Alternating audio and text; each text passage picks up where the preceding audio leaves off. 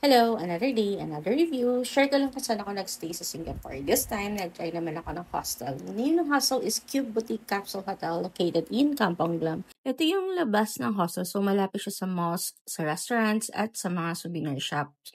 And then, ito naman yung reception area. At ito naman yung locker. So, as you can see, pwede kayo maglagay dyan ng shoes and then slippers.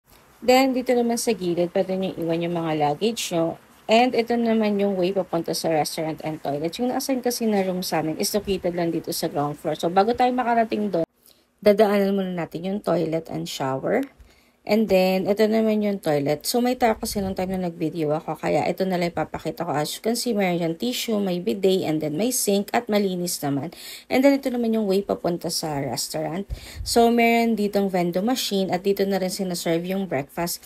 By the way, kasama na nga pala to sa binayaran namin yung breakfast. So, merong bread, spread, fruits, boiled egg, coffee, tea, cereals, milk, beans, and sausage. Meron nga rin pala ditong egg station. And then, malapit lang dito yung room namin. So, ito nga pala yung room. Yung na-assign sa amin na capsule is yung nasa lower bank at may kasama na tong 1 queen size bed. So, if you like this hostel, you can book it via Klook using my Klook promo code Candy Klook.